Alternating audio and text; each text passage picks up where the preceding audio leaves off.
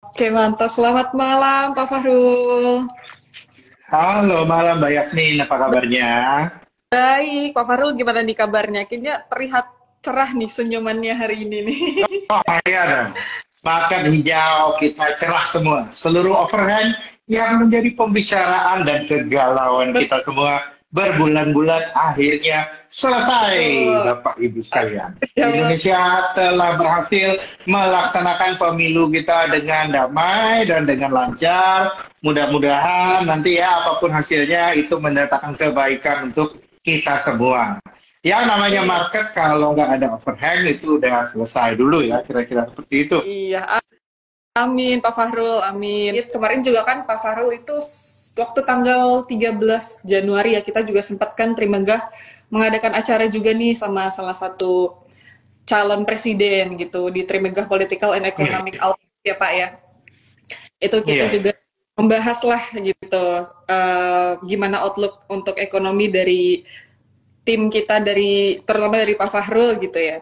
Nah, mungkin Pak Fahrul gimana sih dengan sekarang ini kan kita masih menunggu real count ya. Memang kemarin kan dari quick count itu sebenarnya sudah kelihatan ya Pak untuk calon mana yang sekiranya akan menang di pemilu tahun ini gitu dan kelihatannya juga kita uh, akan terjadi hanya satu putaran gitu. Nah, iya benar. kan berbeda Pak economic outlook-nya dengan sebelum kemarin kita masih bingung-bingung gitu. Kita masih dalam rasa bingung. Apakah ada perbedaan kira-kira? Kalau outlook-nya sebenarnya nggak terlalu berbeda karena ini kan sebenarnya sudah expected ya. Jadinya sekarang ini kita masuk di mana kondisi yang penuh overhang itu sudah gone. Jadinya lama kita ketahui market kita udah naiknya itu material ya, Mbak apa namanya Mbak Yasmin. Mm-mm. Jadinya kenaikan apa namanya ya kenaikan market sekarang ini itu menunjukkan optimisme pasar itu sedang terjadi. Tapi memang hal-hal yang harus kita perhatikan ke depan itu adalah habis selesai overhang pemilu, pertanyaan selanjutnya adalah ini kira-kira kebijakan apa aja sih yang bakalan bisa diambil dan mana yang bisa dieksekusi terlebih dahulu. Itu nanti yang terutama mungkin menjadi program 100 hari pertama itu ya perlu kita perhatikan. Anyway, meanwhile, tampaknya bisa kuliah lihat market mungkin tidak belum mempricing in program 100 hari pertama. Itu yang kejadian yang aku lihat dari saham yang naik hari ini. Ternyata yang naik hari ini itu adalah saham, kalau aku bilang ini belum sahamnya Pak Prabowo yang Iya, naik. Hari ini adalah masih sahamnya Pak Jokowi. Sahamnya Pak Jokowi masih construction. iya. Ini mungkin jadi lag terakhir ya, construction itu meningkat ya. Karena yang masih bisa aktif hanya PTBP, ya PTBP aja nih yang meningkat sekarang. Kira-kira gitu deh kondisinya di saat ini. Oke, nah kalau misalnya kita lihat, berarti nih tadi kira-kira nih, karena tadi saham-sahamnya menurut Pak Farul kan ini masih-masih sahamnya Pak Jokowi ya yang Iya. hari ini naik gitu. Kira-kira Yang manggung masih sahamnya Jokowi nih, iya benar. kira-kira Kalau ini aku apa lihat sih? seminggu ini aja sih ya, seminggu ini aja. Oke. Hal yang aku lihat itu adalah ini yang lagi lakukan rotasi ya. Mungkin orang lihat oke overhang berarti kalau kemarin kan orang takut mungkin IKN nggak lanjut, ini IKN jalan, makanya PTBP naik. Tapi hal yang pasti di luar itu bank yang naik, bank harusnya kita trimming ya, kurangin terus momentum sudah mulai keluar. Aku terus saja kita mulai pindah ke consumer, Oh, terutama yang terkaitan dengan kebutuhan basic necessity seperti saham-saham terkait dengan susu, terkait juga dengan poultry itu kita harus mulai ambil ya itu yang kita lihat. oke, berarti sebenarnya masih sama ya Pak, sama sebelum pemilu itu kan kita sempat ngobrol-ngobrol juga tuh kalau misalnya consumer itu yang bakalan mungkin menarik. Jadi sekarang juga mungkin Yes, masih sama. masih kita lihat konsumernya belum terlalu manggung. Aku lihat sampai tengah tahun ini bakalan ada momentum. Tapi kita jangan lupa bahwa momentum ini kemungkinan akan selesai di bulan Maret, tengah Maret atau April. Ini aku lihat. Kenapa? Next kita masih ada tantangan global. Tahun ini Indonesia akan kembali menjadi negara dengan current account deficit dan ini akan membuat tantangan di balance of payment Indonesia menjadi nyata. Apalagi kalau ternyata The Fed batal nurunin suku bunga. Hmm, Ini yang aku lihat akan membayangi market ya. Jadinya aku lihat just enjoy the rally until it lasts.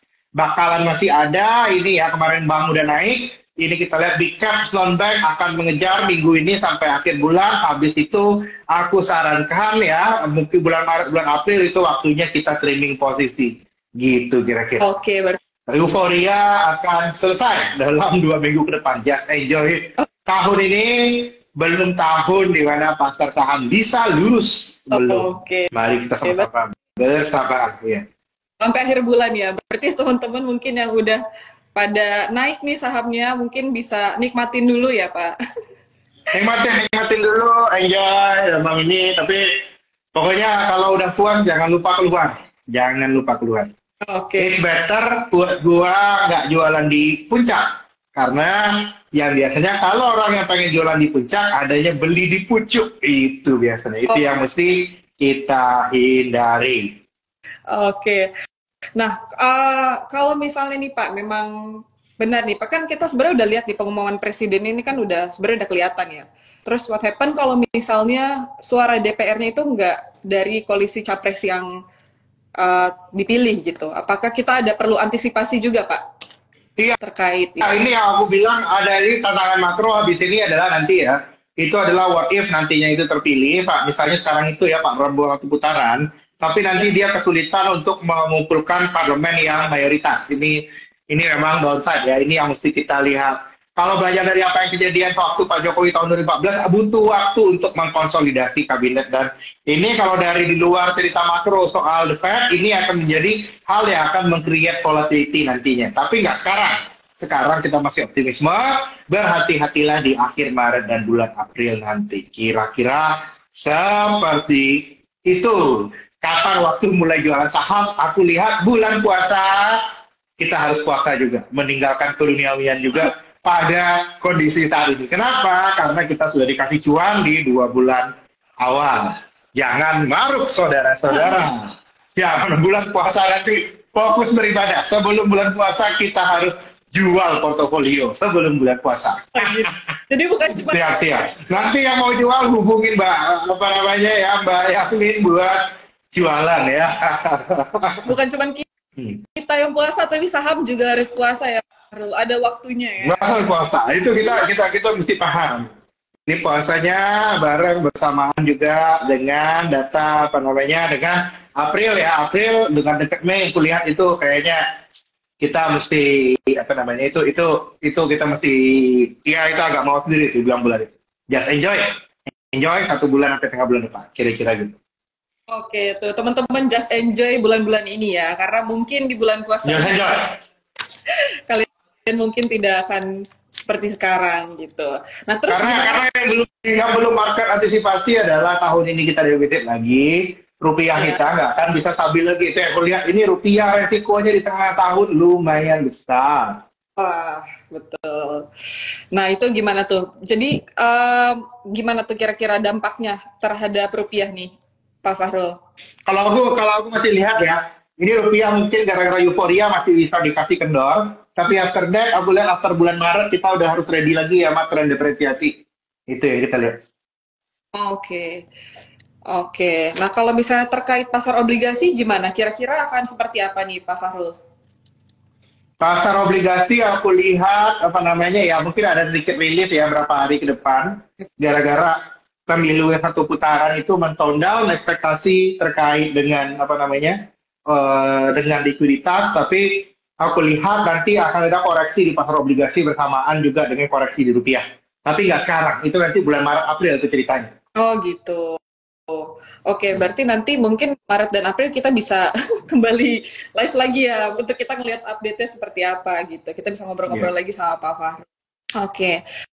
Nah, Pak Fahrul beberapa waktu mungkin setelah pemilu ini kan hari ini ya, lebih tepatnya hari ini sebenarnya sektor kalau kita lihat sektor konstruksi itu naik. Nah, sekarang juga most of sektor kan lagi naik. Nah, ini tuh sebenarnya berarti menurut Pak Fahrul apakah relate dengan hasil kemarin karena sebagai penerus? Sangat dilihat sekali. Berarti kalau 02 yang menang berarti IKN masih dilanjutkan, Pak. IKN masih dilanjutkan, itu berarti ada nafas untuk sektor properti. Apakah diselesaikannya seperti apa? Aku belum tentu lihat, tapi ya aku lihat habis ini ya. Kalau dari lihat program hasil cepat terbaik dari Pak Prabowo itu menunjukkan yang poin ke-8-nya mereka mau membangun lagi perumahan ya. Harusnya ini juga ada ngasih relief ke properti, ke apa namanya, ke construction, tapi aku lebih lihat proksinya ini proksi BTN nanti, kalau soal program perumahan.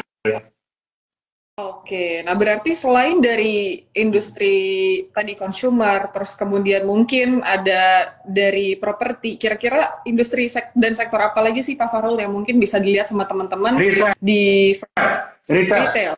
Yang harus kita antisipasi habis ini retail. Kenapa? Karena data ekonomi itu bakal bagus banget di kuartal 2. Kuartal 1 ini bakal bagus banget.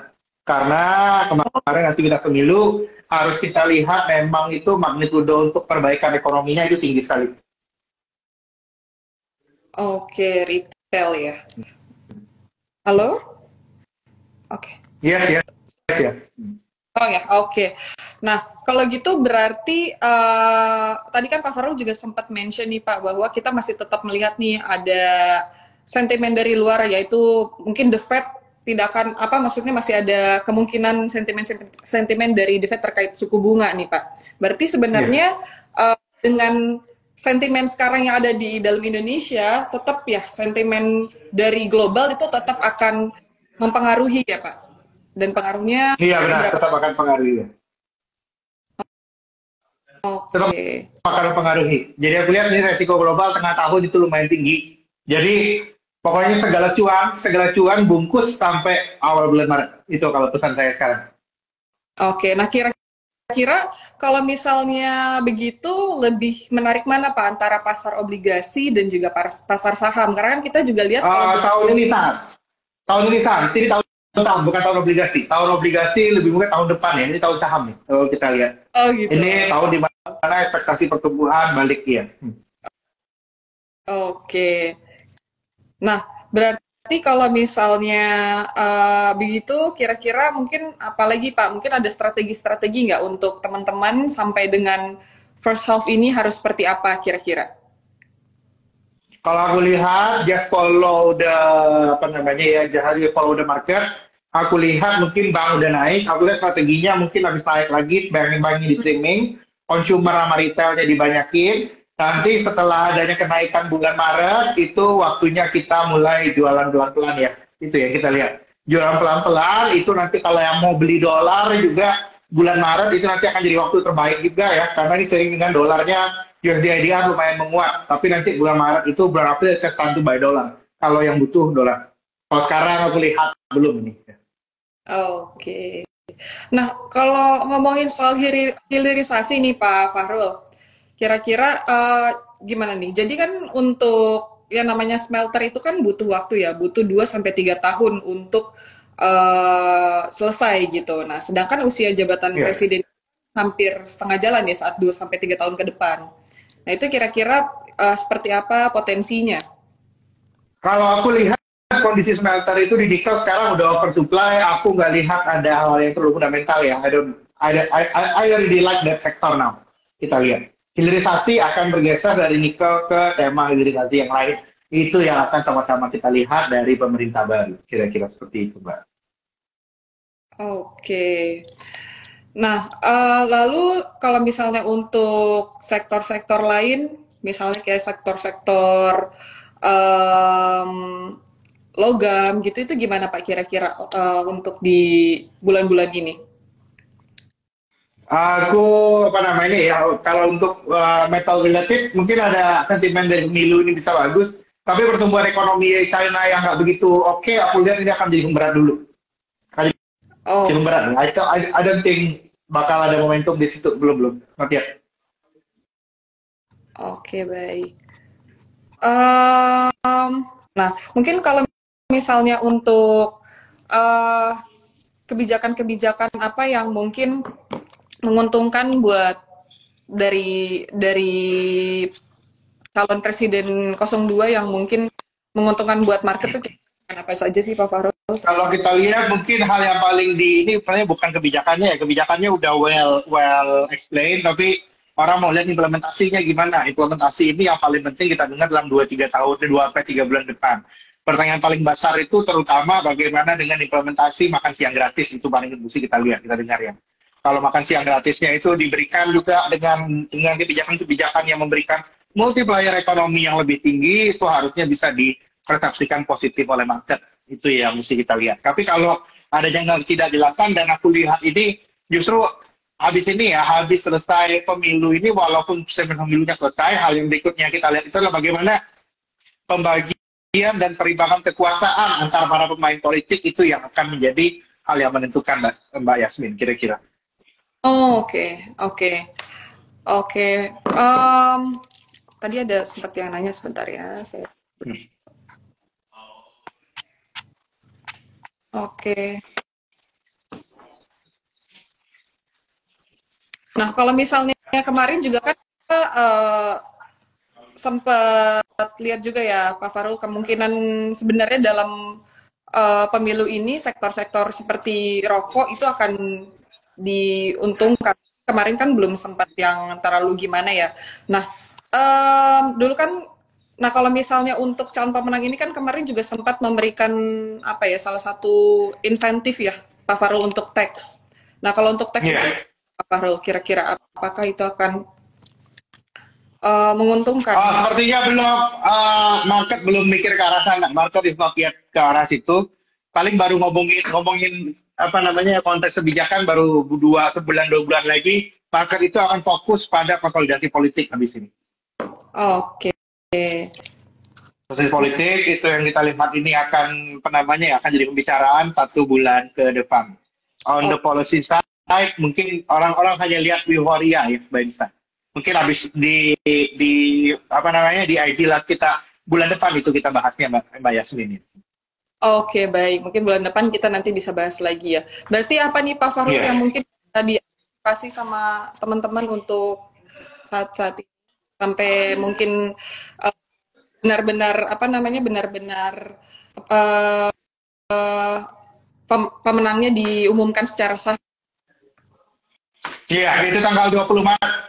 Tapi paling habis ini ada dispute, I think itu juga kejadian ya, bakalan muncul dispute di beberapa, tapi apakah itu akan material? I don't think so, karena spreadnya itu paling nggak itu 8-12 juta suara, kalaupun masih ada yang mau dispute.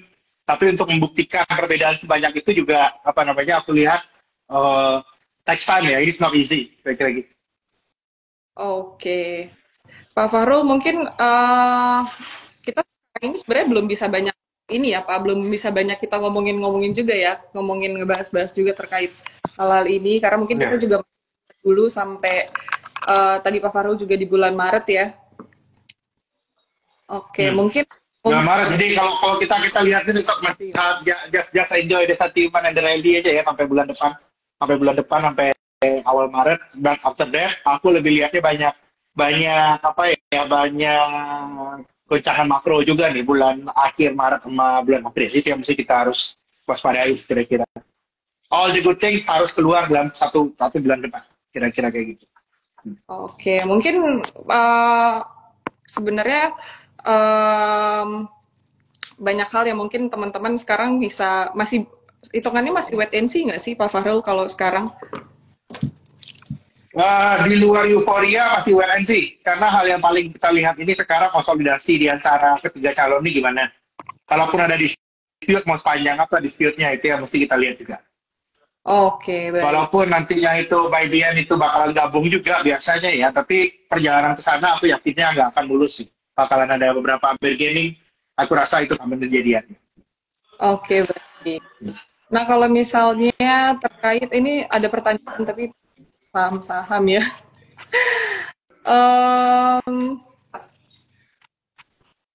Bentar ya. Peningkatan pajak.